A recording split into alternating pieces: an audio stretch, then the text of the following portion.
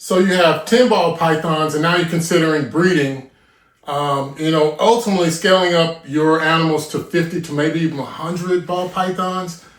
Now let me tell you what the differences are as you move from a reptile keeper of 10 ball pythons up to 50 to even 100 ball pythons. And as a disclaimer, I need to tell you about the disclaimer. This video is for someone that's just doing it by themselves, right? So you don't have additional help. It's just you, mano a mano, to feed, clean, do all the poop changes in the water just changes. So, hey, stick around for this video, and I hope it's something that can help.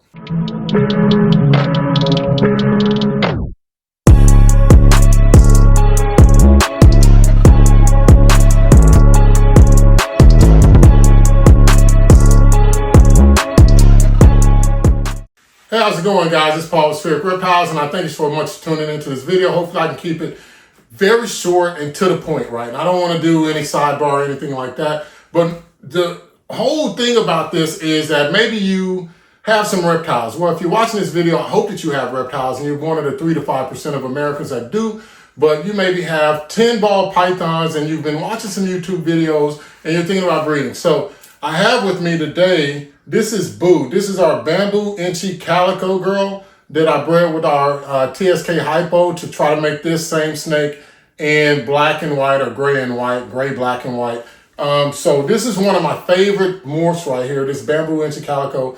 This is probably, this is a pet for us. So we do try to breed her, but right now she's off food. So, and if you have ball pythons, you know that that can happen, right? It happens at some point in their life to where they just go off food and you just wait on them to come back. It's nothing big, right? As long as they are drinking water, humidity is great. That's all that matters. So I do have Boo. She's an adult female. She's right at around 1,800 grams, and she is almost 4 years old. So we have one clutch of babies from her, but I'm saying all of this because if you're watching this video, what I want to do is talk to you as I'm going to talk to my own friends. Like, we have these conversations because inevitably we do have friends that have ball pythons because, you know, we breed ball pythons, so their kids end up on them. And so maybe you're at 10 ball pythons, or because I have the other hand full, and you're considering breeding ball pythons. So the thing that I'm going to ask you is, what do you think the differences are in the way that you care for your animals? Maybe you have them in bioactive enclosures. Maybe you have them in aquariums. You might have a smaller rack system. I don't know. You might have a PVC system. Whatever you have, what do you think the difference is in the way that you think about your animals, the way a breeder thinks about your animals? So to fair balance this also, we have close to 100 ball pythons. And so that includes everything from hatchlings to adults, right? I'm not including the 3 clutches that we have in the incubator because they aren't here yet. So they'll be here in the next month, and then we'll have to add those to our animals. But I'll still say that it's about 100 because that's where we are. And that's how I look at our numbers is right now, honestly, we're at like 92 ball pythons. And as these hatchlings come out, that'll put us over 100. So let's just say 100. You have 10. And the way I want you to think about this is with your 10 animals, you got 1 snake, 1 water dish, 1 feeding, 1 cleaning, and 1 enclosure to manage, right? Whether it's heat or humidity. Now, this is the biggest difference in a breeder versus a breeder that's like got 100 animals that they're trying to breed or raise versus someone that has 10 ball pythons. See, with 10, you got a smaller footprint. But if you try to fit in most people's living environments, 100 animals, then you get outside of this one room. And this is a 10 by 12 room. You get outside of this one room very quickly. So the major difference in the way that breeders think, like and with the racks or like we had the tubs before, is first you're looking at a footprint.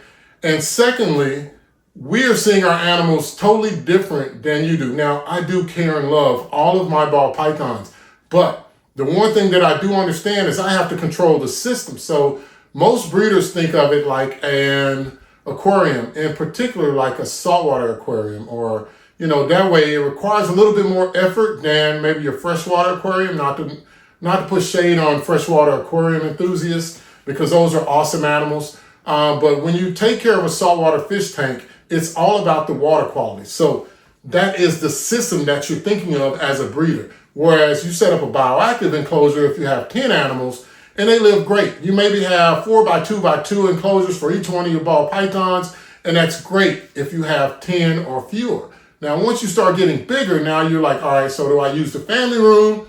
Do I convert my garage? Do I do something like that? But for most breeders that are working full-time jobs like Lynn and I do, I have a 2-hour total commute time every day. So that's 12 hours a day because I work 10 hours a day. So half of my day is gone. Plus I have to get sleep. So I'm looking at about 6 hours of sleep. So that only leaves me 6 hours to spend time with my family, eat, and care for the ball pythons every day with the exception of the weekends. So, whew, I said a lot right there. So again, as you move from 10 and now you're starting to think about breeding because you really like the pattern morphs and that's what got you into it. That's what got us into it, right? And I love reptiles anyway. So I was like, let me see if I can use some of the information that I know, to do this, right? And it's not something that's really complicated. People did it so many times before that you're not reinventing the wheel like you do with some of the other species. Like if you're looking at the screen, we have our Dominican red mountain boas on there. Now with those, there's not a lot of information on how to breed those snakes, just like some of the other rare species. Like, so if you breed Crebos, it's only a certain time of the year that you can do it. Do you brumate them or do you not? Like with our king snakes, we're gonna have to brumate them. So I'm trying to gather all that information. But when it comes to ball python breeding, just like crested geckos or bearded dragon breeding, the information's out there. It's so much information that you have to decide on what's relevant and what's not. Hopefully you think Spheric Reptiles brings you good content and good information about breeding ball pythons so far. But the major difference in having the breeder mentality is the system. So with our breeder animals, the reason that I like the racks is because it's a system. It's a system where I can say, all right, I'm going to feed on one day. So what do I need to do before I go into feeding, right? You don't have to think about that when you got 10 animals. You just go and get your rodents or you go in the freezer and you thaw them out and then you come back and you feed your 10 animals. But when you have 100 animals that you're caring for, then it's a little bit different. So for us as a breeder, and this is a breeder mentality, I know that I have to remove those water dishes before I feed. Why? Because with 100 animals, I have to make sure that I have a system in place to make sure that when this animal constricts, like when Boo constricts her rodent, and say she puts the rodent in the water, she's not going to go back and get it. So if the system that we've devised is that if I remove those water dishes, what am I going to have to do? After I feed, I have to go back and add those water dishes in which in that time I can wash and sanitize all of my water dishes. The ball pythons aren't going to die from one day of not having water. So typically we feed at night because that's when the ball pythons are the most active. So I try to think about that when I'm feeding 100 animals. Now I know with 10, you can say, well, I'm going to feed at 2 o'clock in the afternoon. I'm going to feed sometime right after work. But for us, we have to actually have that time mapped and planned out. So for me now, because I got a job in another area, same company, but a different job. It was a promotion, but either way, what I am doing is trying to streamline the amount of time that I spend. Now, so going back to the system, this system of racks here, the only reason why I chose to get this, other than I had a friend that was getting out of breeding that happened to sell me these great racks. I got a 50 series and a 1065 series tub, so it meets our needs perfectly.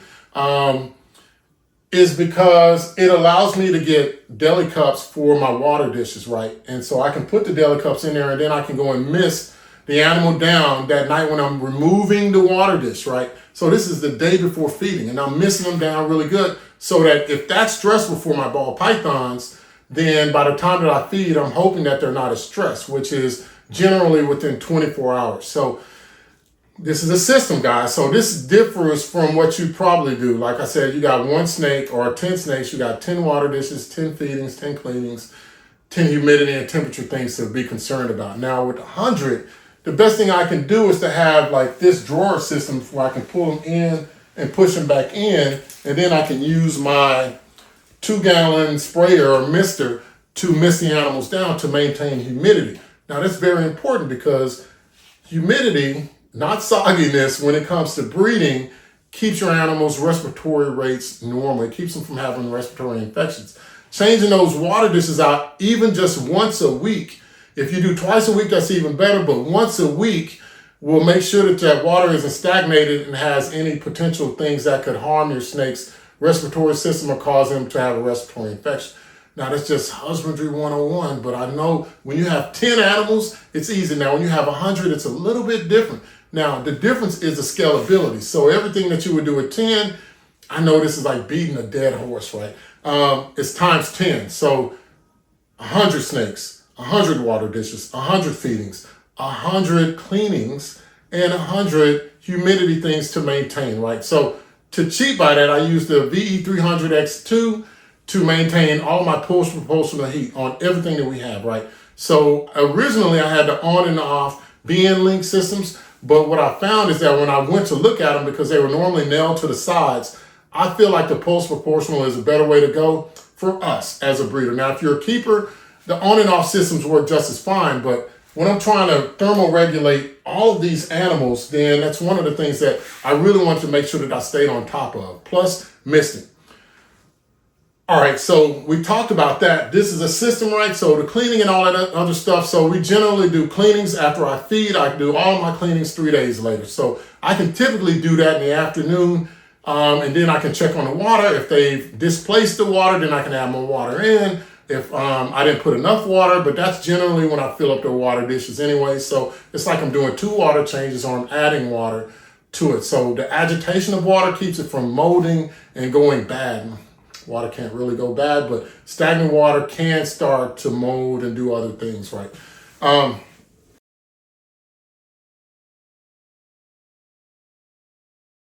So now let's go on to cost. I think cost is the biggest thing as you're moving from just keeping reptiles to breeding, because inevitably you'll end up making hatchlings, which will end up costing you more money times 6 or 8, whichever number you get on your hatchlings, right? But when it comes to the cost, so if you have 10, I'm going to say you spend $2 a rodent, you feed twice a month, right? And I'm going to say that for all animals. Now we know when you breed, you got to feed every week, but I'm not going to take that into account. I'm going to say that just with your 10 ball pythons and you feed twice a week, I'm going to say just with your 10 ball pythons, you feed twice a month. So that's 20 times 2, that's 40, that's $480 for the year. Now, if you do 50 ball pythons, the same scale, you get $2,400 a year. And if you do 100, you get $4,800 a year. And that's feeding frozen thawed. Now, if you feed live, now, depending on where you live, you're like, for us, a small rat in this area is like $5. A rat pup is like $2.50. A jumbo mouse is like $3. So now your costs go up. So now, great, because we got these rack systems to where they feel more secure. Look, I don't like the dark tubs no more than anybody else, and at the bottom we do have clear tubs now, but I have to weigh it out. So what's better for the animal? So it seems like the darker tubs make the animals feel more secure so that now they're more apt to eat the animals. And we feed frozen thawed, as I said before. As you're looking at the video on the screen, we vacuum seal all of our rodents in the increments that we're going to feed. Now, we do buy our rodents out of Texas so that we don't pay any sales tax. So that's one of the benefits, because we got a sales tax license, that we're able to get these rodents tax-free. Like, who wants to pay taxes on something? So that's one of the benefits of breeding. If you go through the full route and you start a business, you can get a sales tax license and you don't have to pay for the taxes on anything that you buy that's reptile related, right? And that's from anywhere. But that cost of the feeding is something that definitely goes in hand. So you want your breeding to produce some sort of revenue unless you just breed small scale. Now, if you breed small scale, that's great. You got your 10 ball pythons and you breed them. And maybe you don't breed them all. Maybe you get 2 clutches, maybe you get 3 clutches times, 6 to 8. So that's 18 to 24 hatchlings that you have to deal with. And maybe you want that addition to your life, and if you do, that's freaking great. But if you're breeding and you got 100 and you turn it into a business, the main difference is the way you think about it. So you spend $4,800 on rodents. Your utility bill is up there a little bit more. I'm going to say like $50 to maybe $75 more per your electric bill per month. That's what it looks like it's going to be for us as we went to the post proportional system. It's the small increments of electricity, so it's not all at once, So what else? So that's the one thing when we think about cost. And so if you're breeding and then you have to vend these shows, and that's an additional $125 or up to about $400 per show, depending on which one you vend, a small show to a large show. And the biggest thing is the time. So time is our most valuable asset. I think I always say that, other than gas prices, so if you can get gas you get discount cards or something. Like right now, I think I got gas for $3.43. I used a discount code and was able to get it for $3.18 a gallon on, this first week in June. But time is our most valuable asset. So if you have 10 ball pythons, look guys, now I'm trying to tell you, you're going to spend at most 2 hours a week taking care of your ball pythons, right? Now, when we take care of these 100 ball pythons, we're actually spending about an hour a day. So 7 hours a week. Now, the bulk of it's on the weekend, so we're doing probably, realistically like 2 on Saturday and then 3 on Sunday. So that's 5 out of the 7. So we spend about another 2 hours during the week doing the water changes and then doing the spot cleanings and stuff like that. And then also enriching the animals. So I'm not going to say that I enrich all of my animals every week, but over the course of a month, I do get them out and I hold them like this. I just let them get some exercise. And it seems like it increases their appetite a lot more. And I want them to always be used to human presence. Now, reptiles don't love you. So it's important for you to do that regardless of the reptile that you have, if you want to be able to handle this reptile, just small increments. Not all of my animals are as friendly as ball pythons, so it does take sometimes a suit of armor just to go and get them, but then once I have them out and the food response is gone, then it's great. Man, that's a lot of information, guys. One thing I do want to say, because I'm talking to you, is that if you have been keeping reptiles for a while and you're just considering how to breed ball pythons, of course, we have videos on that. This video was to basically get you to ask the question as you look at yourself in the mirror as to if this is something that you want to partake, because it's already a responsibility to keep these animals and keep them healthy, right? Now, when you start trying to add in reproduction for these female ball pythons and male ball pythons, ultimately producing hatchlings, it does incur additional costs. So you'll have to buy an incubator or you'll have to DIY an incubator. I don't know which one is better. I chose to buy an incubator because I wanted to make sure I didn't mess up at that part, and I was just able to do so. We also, that's the same reason why we got an ultrasound machine. Now, you can use weight to track follicle growths, but the main thing that is a difference between someone that's just keeping 10 ball pythons versus someone that's breeding 100 ball pythons. And remember, this is just mono a mono. This isn't someone with a team, right? If you have a team, then yeah, you can have bioactive enclosures, you can do whatever you want, because now you have actual employee, but then you must be generating some revenue in order to do it. The main difference is, like, when we had 10 reptiles, right? Now, this is straight to you. It was fun. It was carefree. It was relaxing. I mean, all this is relaxing, but it's still something that I know I have to do. Now, the main difference between that and now is I still have fun, or else I would have stopped doing it a long time ago. But I cherish the systems of husbandry. So husbandry is the number one thing that I really think about. And so that is my main focus when it comes to now caring for all of our reptiles. It's 100% about the husbandry, and then I get to enjoy the reptiles. So think of it again, if we go back to that saltwater fish tank, then that saltwater fish tank is a system. So if you design that system right, then all of the fish can live. Now, the same thing holds true for any of your reptiles, but in particular, the ball pythons that are in these racks. If you don't maintain the system, then the ball python's health will be hurt. So we don't want to hurt the ball python. So that's one of the things that is really important, as she set off my alarm. It's crazy. Ball pythons can do a lot of things. But so that's what this is all about, guys. So cherish the systems. And if you're one of the people that don't cherish the systems of caring for your reptiles, then maybe breeding's not for you. Hey, I said a mouthful. And in no way am I telling you that you should not breed reptiles. If you want to, like I always said, do what you want to do. Create something new. If you're not creating something new, just buy it from someone that's already creating it. That way you don't even have to incur the headache or the extra time that it takes to do it. In the comment section, what I would like for you to do is to let me know how many reptiles you have, if you're considering breeding ball pythons or any other type of reptile. And lastly, if you like this type of content, it's honest, content that we've been putting out is always going to be for free, because I feel like YouTube is a how-to video. So maybe you're watching this to see how maybe you should think compared to the way that I think. Hit that subscribe button for Spheric Reptiles, and then you'll get all of our latest content. But if nothing else, guys, enjoy that time that you spend with your reptiles. Like Boo here was just amazing. She's just so amazing to me. And like whenever I look at reptiles like this and I just look at their beauty, it just really I think that's what it does for me. It's like it really brings me back to the why, right? Why am I doing this? Because they're so beautiful and I just really care so much for them. But also, don't forget that family that you have, guys. Love and cherish them while you have them. And if you have the chance and you're thinking about telling someone that you love them and your family, maybe you've had an argument or whatever, pick up that phone, send them a text and tell them that you love them, because your family is all you got. Thank you.